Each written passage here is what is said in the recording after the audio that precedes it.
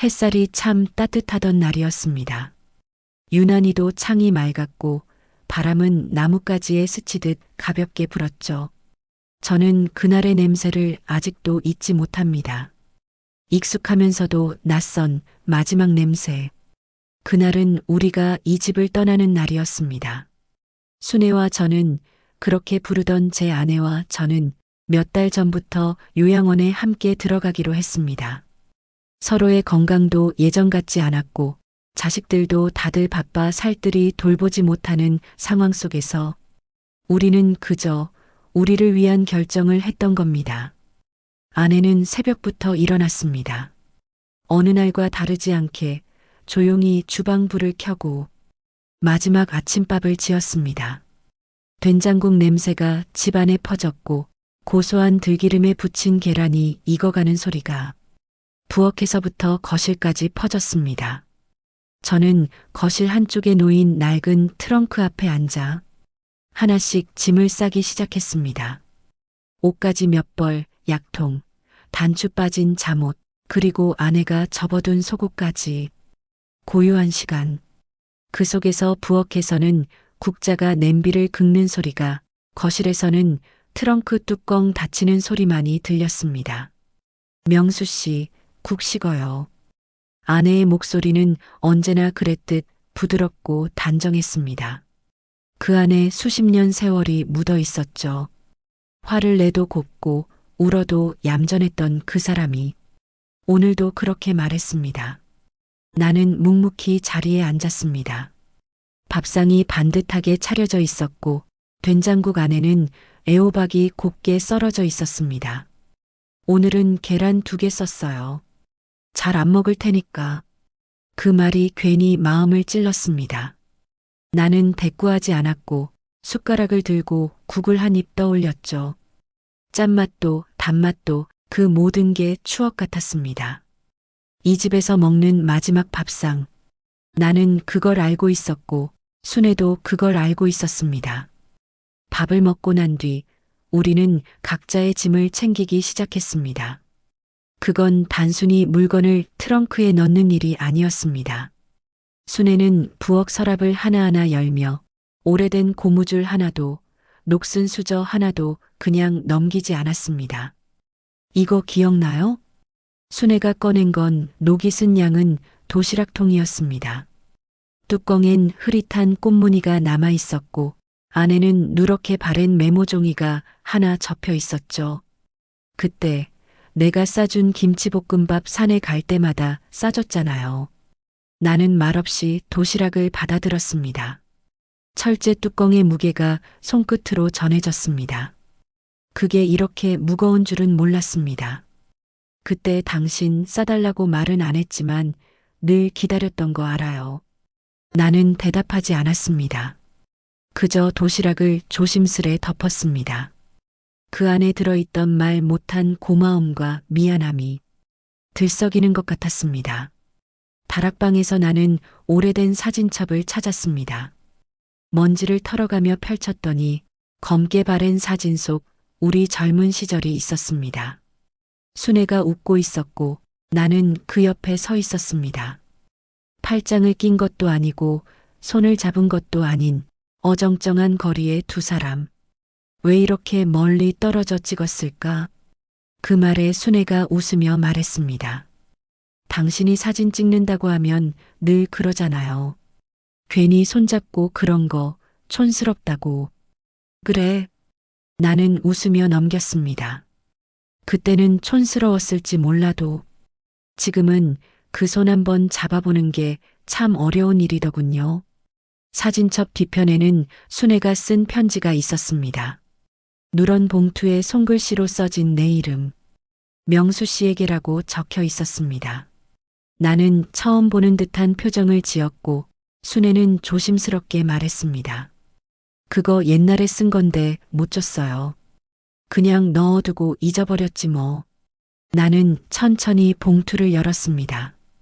편지 안엔 또박또박한 글씨가 있었고 순애의 말투가 글 속에서도 들리는 듯 했습니다.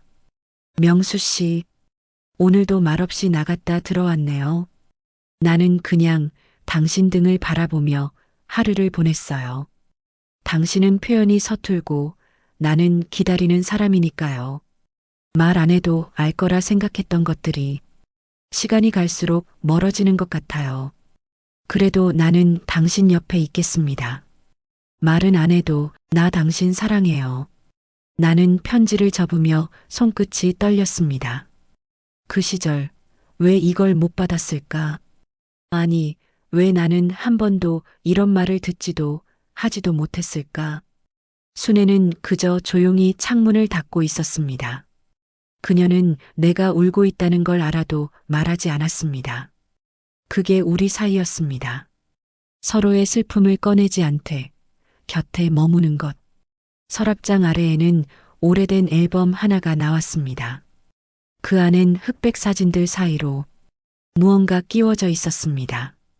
내가 순애에게 처음 준 반지였습니다.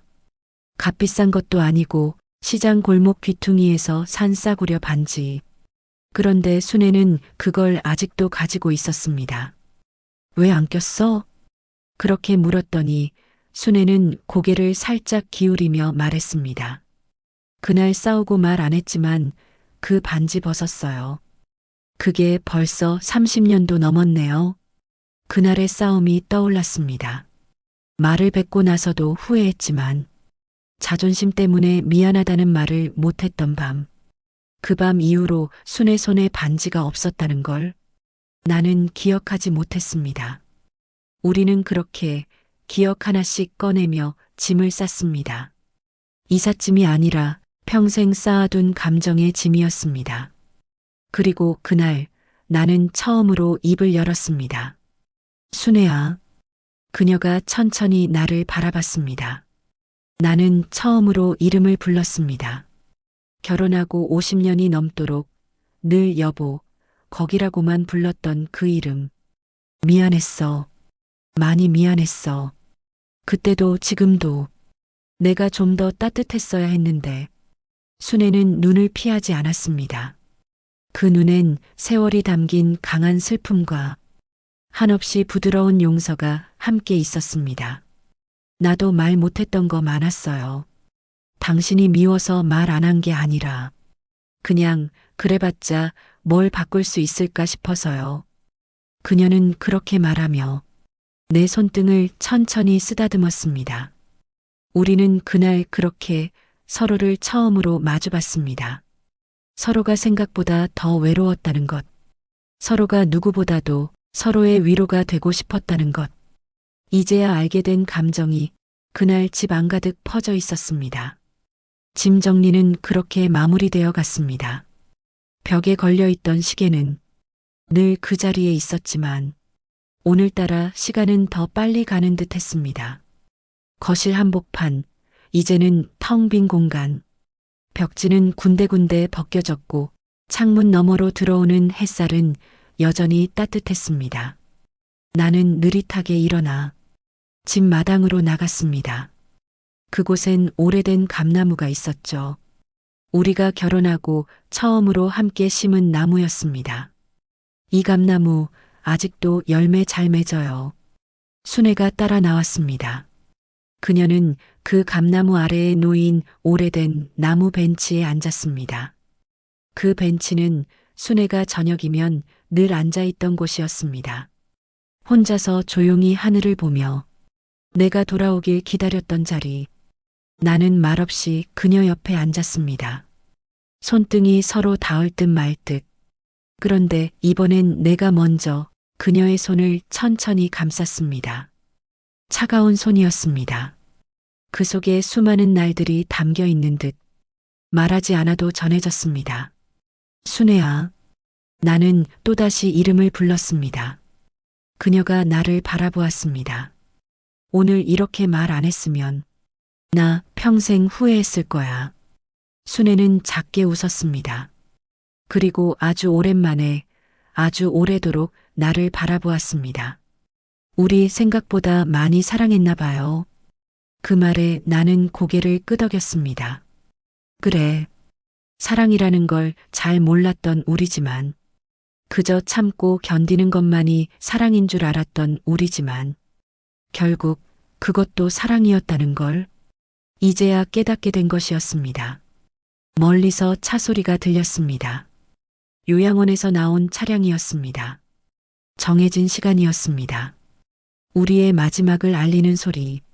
나는 자리에서 일어났고 순애도 천천히 몸을 일으켰습니다. 우리는 함께 집 앞 대문까지 걸어갔습니다. 한 발 한 발. 그 사이사이 집안에서 쌓여온 세월이 발끝에 묻어났습니다. 대문 앞에서 나는 마지막으로 집을 돌아보았습니다. 햇빛은 여전히 창을 비추고 있었고 그 안엔 우리가 함께 살아온 모든 계절들이 있었습니다. 잘 가, 집아. 나는 속삭였습니다. 그리고 순애도 말없이 고개를 숙였습니다. 차 안에서 우리는 말이 없었습니다. 그러나 침묵은 더 이상 무거운 것이 아니었습니다. 그저 오래된 음악처럼 익숙하고 잔잔한 것이었습니다. 순애가 내 손을 다시 잡았습니다. 그 손엔 주름이 많았지만 여전히 따뜻했습니다. 명수 씨, 응? 우리 잘 살았죠? 나는 고개를 끄덕였습니다. 그래, 우린 참 잘 살았어. 눈물이 흐르지 않았습니다. 울지 않아도 충분히 벅찬 순간이었습니다. 창밖의 풍경이 멀어졌습니다. 우리가 살아온 집도 그 속의 이야기들도. 그러나 마음 한구석엔 이 집이, 이 하루가 영원히 남을 것만 같았습니다. 사랑은 끝이 아니라 지금에서야 비로소 깨달음이 되는 것. 우리의 마지막 하루는 그걸 말없이 전해주고 있었습니다. 요양원까지는 차로 2시간이 조금 넘게 걸렸습니다. 창밖으로는 전원이 펼쳐졌고 가을볕은 여전히 따스했습니다. 우리는 말없이 나란히 앉아 있었지만 묘하게도 그 시간이 전혀 어색하지 않았습니다. 오히려 무언가가 채워지는 느낌이 들었죠. 나는 문득 아내에게 물었습니다. 당신, 내가 왜 좋았어? 순애는 의외라는 듯 고개를 살짝 갸웃했습니다. 왜 이제야 물어요? 평생 안 묻더니.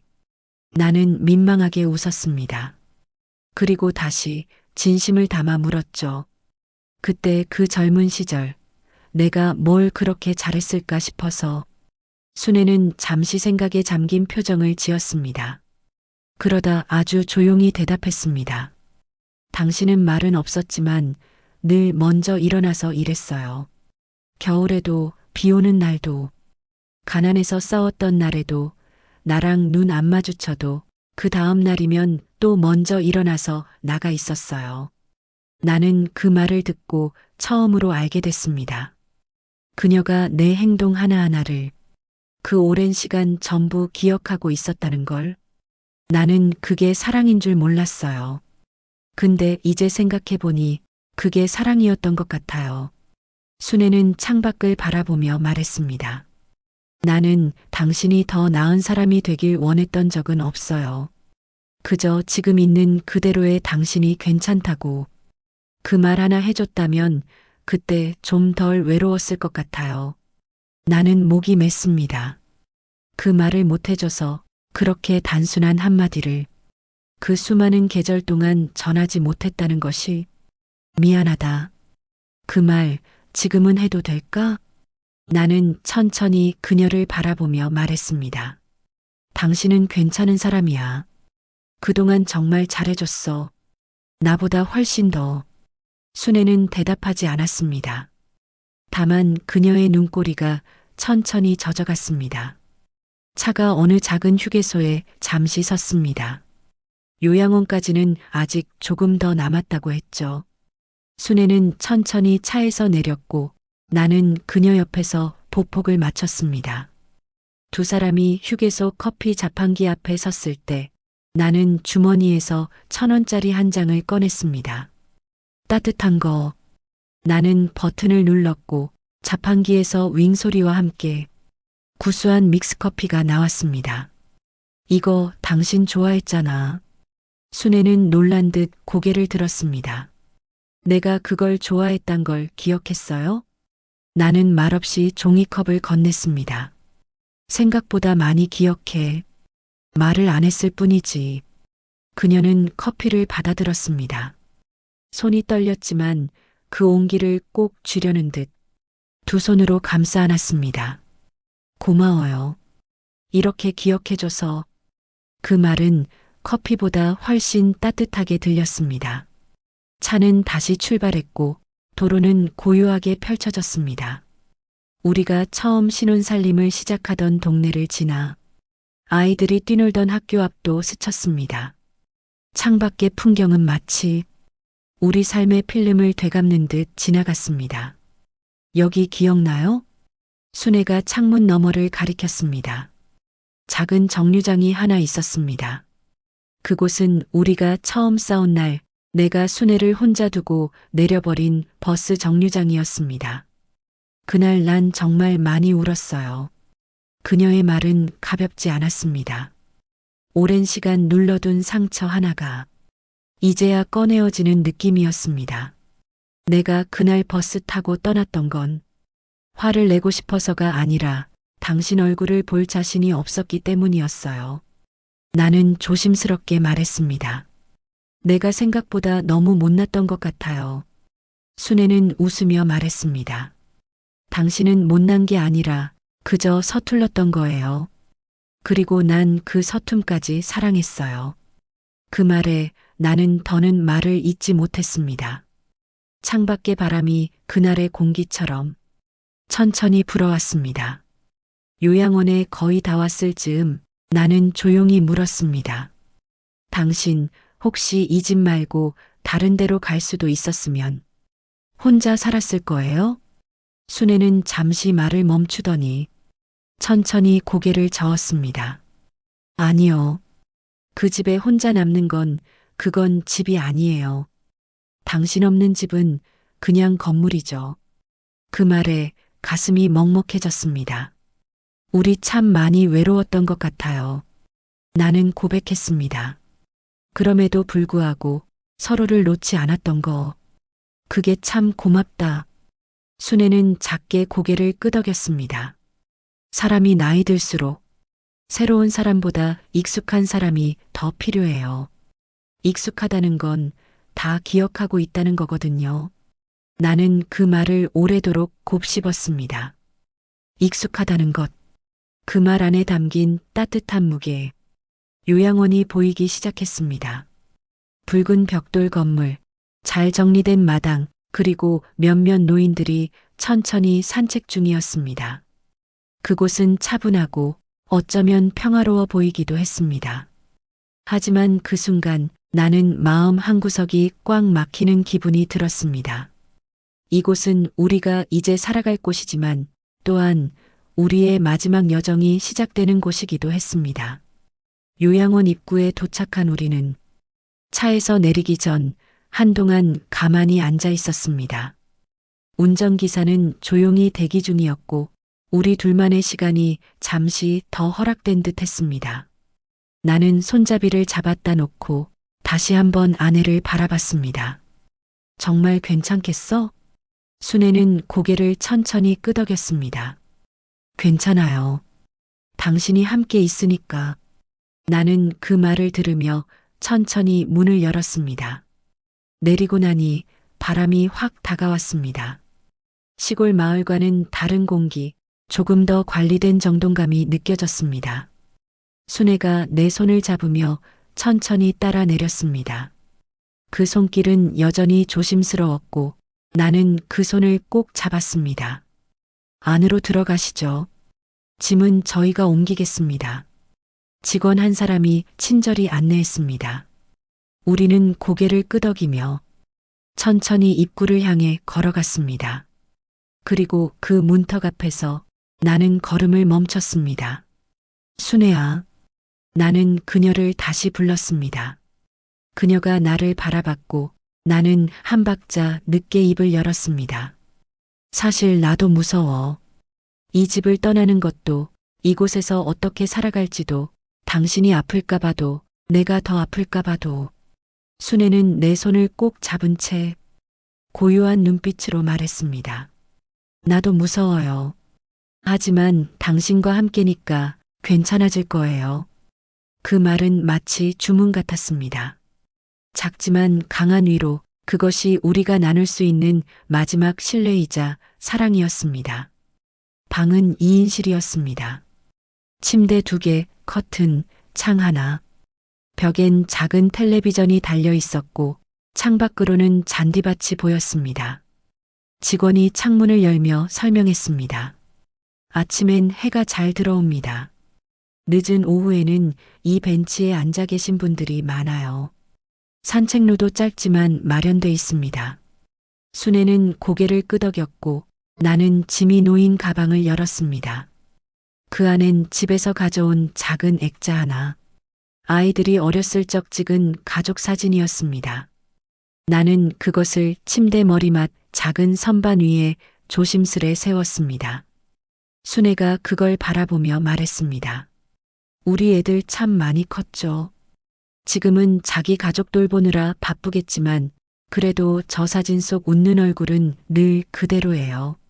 나는 액자를 바라보다 고개를 끄덕였습니다. 저 웃음 그거 하나 보려고 우린 평생을 산 거였지. 그날 밤 우리는 각자의 침대에 누워 있었습니다. 불은 껐고 창밖엔 풀벌레 소리가 들렸습니다. 고요한 어둠 속에서 나는 낮에 못다한 말을 꺼냈습니다. 순애야, 응? 당신이 나랑 살아줘서 진짜 고마웠어. 순애는 대답이 없었습니다. 하지만 이내 침대 너머로 작게 들리는 숨소리와 함께 그녀의 목소리가 들렸습니다. 나도요. 당신이 옆에 있어줘서 정말 다행이었어요. 그날 밤 나는 오래도록 잠을 이루지 못했습니다. 모든 게 지나가는 것 같았습니다. 시간도, 기억도, 그리고 삶이라는 것조차도. 하지만 한 가지는 분명했습니다.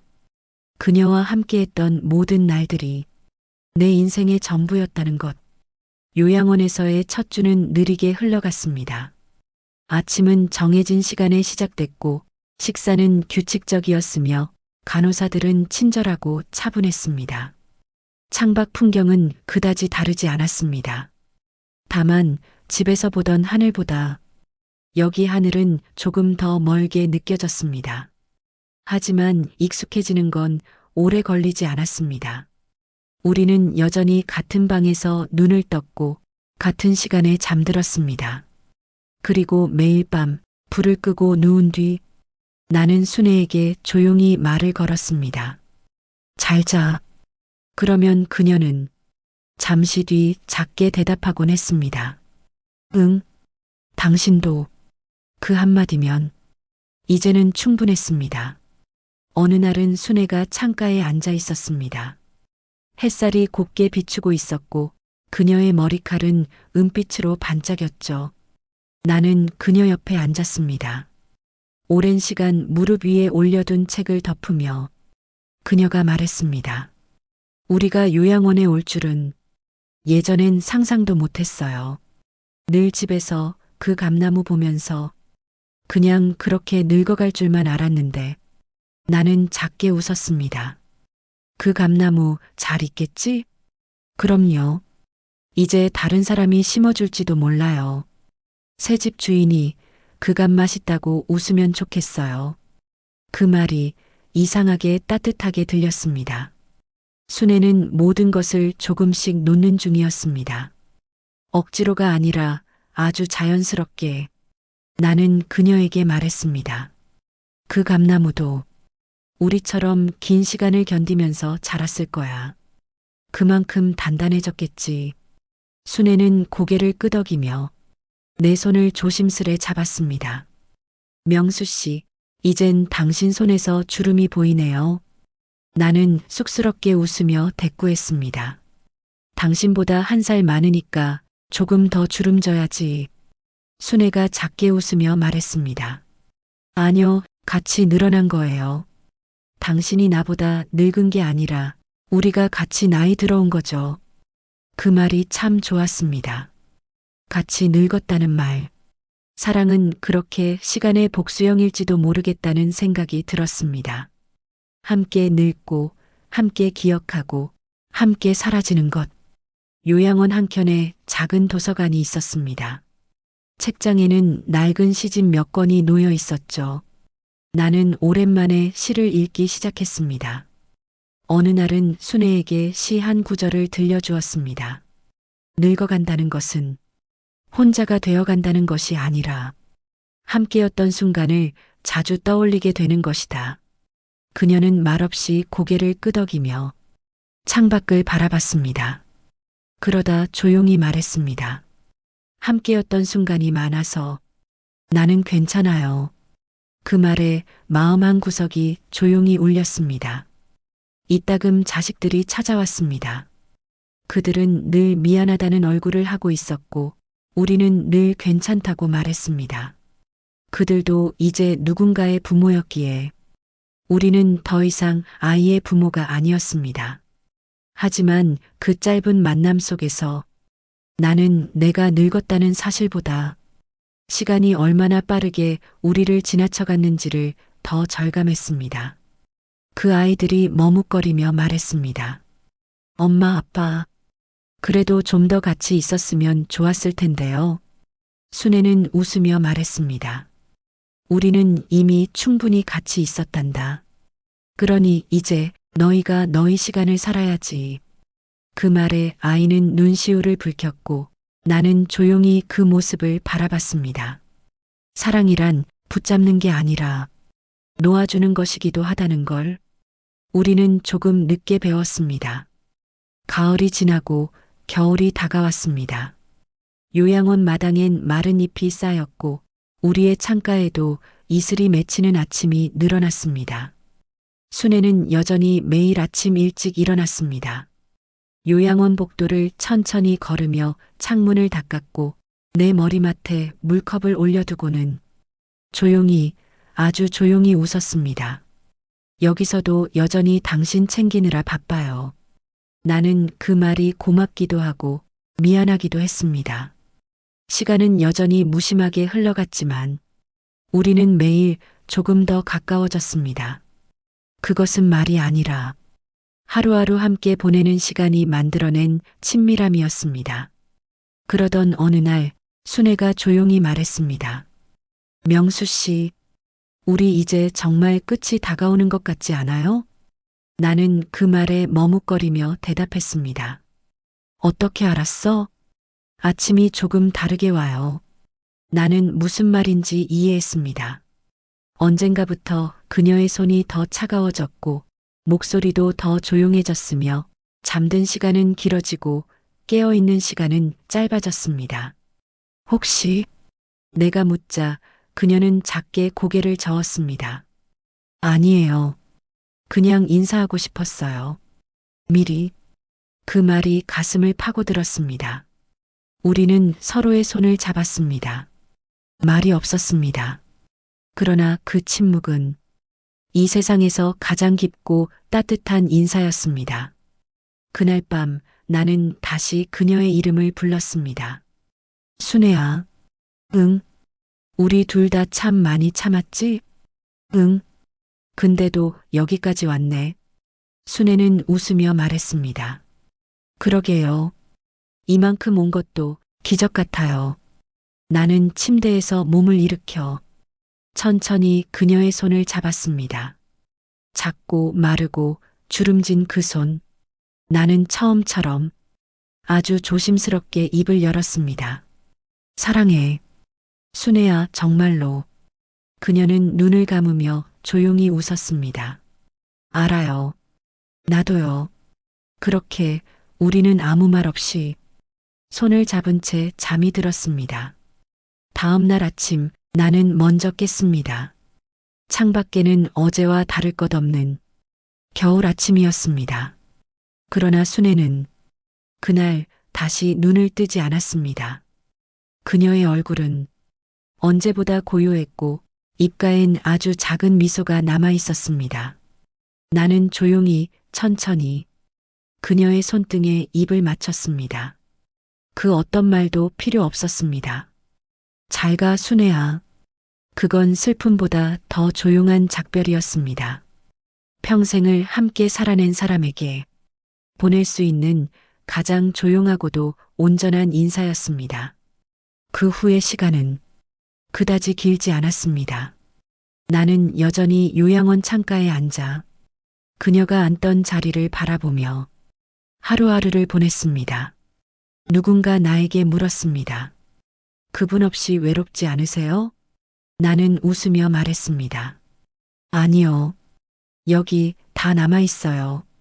그 사람 목소리도 발자국도 따뜻했던 손도 사랑이란 한 사람을 떠나보낸 뒤에도 그 사람이 남겨놓은 모든 순간을 내 안에 안고 사는 일. 나는 그걸 이제야 알았습니다. 그리고 오늘 나는 오래된 사진첩을 펴며 그녀에게 편지를 씁니다. 순애야, 내가 떠난 뒤 나는 아주 조금만 더 살아가기로 했어. 아직 정리하지 못한 말이 있어서 고맙고 미안하고 많이 사랑했다고. 그리고 말이야, 우리 다시 만나면 이번엔 꼭 자주자주 이름 불러줄게. 그 편지를 접으며 나는 창밖으로 눈을 맞습니다. 그 집, 그 감나무, 그 계절들, 그리고 무엇보다 내 곁에 있던 한 사람, 그 모든 것이 오늘도 조용히 내 곁에 머물러 있습니다. 사랑은 함께 살았던 집을 비우는 일이 아니라 그 집을 함께 채운 기억을 가슴에 남기는 일입니다. 그날 우리는 집을 비웠지만 서로를 더 깊이 채워 넣었습니다. 그리고 그 마지막 하루는 내 인생에서 가장 깊은 사랑의 하루로 남았습니다. 지금까지 집 비우는 날을 함께 들어주신 여러분, 감사합니다. 사랑은 때로 평생을 함께 살아도 끝내 말하지 못한 진심이 있습니다. 그러나 늦더라도 말할 수 있을 때, 그리고 들을 수 있을 때, 그 순간이 곧 사랑입니다. 다음 이야기에서도 누군가의 마음을 조용히 꺼내어 듣는 시간이 되기를 바랍니다.